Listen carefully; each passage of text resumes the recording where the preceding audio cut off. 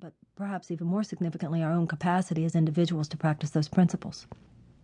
So everyday grace is a kind of guidance system for the contemporary mystic. And what I mean by that is, what if spiritual principles are not new to you? What if you already know, of course, that we should be more loving? You already believe that we should all be more forgiving. You already are convinced that faith gives you a certain kind of power that you wouldn't have without it.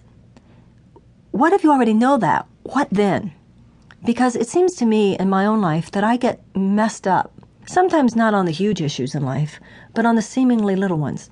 If you say to me, Marianne, there's children starving in Somalia, or Marianne, there's some other huge issue in the world, I have a way of pretty easily hooking into the best within myself, rising to the level of my own values, and really becoming the woman that I would like to be and doing whatever I can do to make a difference.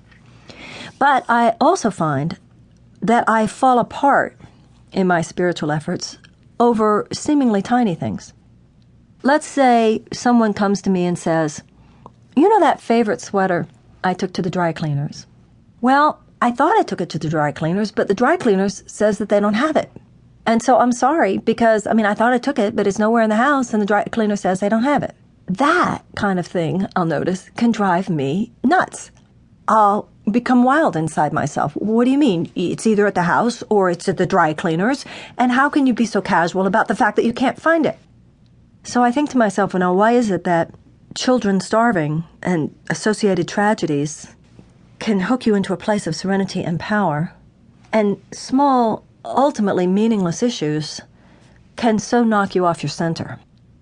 Well, I've not only dealt with that in myself, wondering about it and trying to heal around it, but I've noticed that I'm not the only person who has that same issue. There are many people I know who already have read the books that we've all already read and listened to the tapes that we've all listened to by now. The issue is not so much anymore that we are gathering information when it comes to spirituality and higher consciousness. The issue now is that we are trying to access more deeply the information which we all already have. I've been giving lectures for many years, and I remember a time, 20, 15, 10 years ago, when if I was talking about basic spiritual philosophy, people in the audience were likely to be amazed. I've never even heard these things, people would say. But those days have been over for a long time. What I notice now is that someone in the audience is much more likely to say to the person next to them, isn't that interesting that she's talking about this or that, because that's what we were talking about last night. In other words, people don't come to hear someone like me or to listen even to tapes like this so much anymore to hear things that we really don't already know. We're now at a point where we're trying to access more deeply those things that we do know. And that's what everyday grace is about. All right, you say you already believe in miracles. You say you want to be less judgmental. You want to be the change you want to see happen in the world. You know you should meditate more. You know you should pray more. What now? How are you doing today? And that's what this program is about. Back when the Harry Potter books first came out, they're still a rage, of course, but back at the time when they were such a rage, my daughter was definitely one of the children obsessed with the books.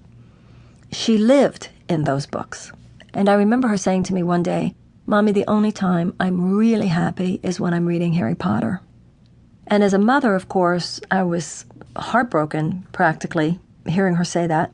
But on a certain level, I knew what she was saying. She was at the age where the innocence that children carry till they're around 4.5 or 5, that period was over. And yet she still was in the period where she yearned for it, and where I think in healthier societies children would still have it at 8 or 9, maybe even 10.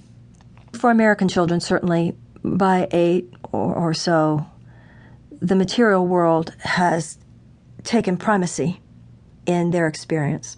So, of course, my daughter was feeling grief of sorts over a kind of lost magic of early childhood.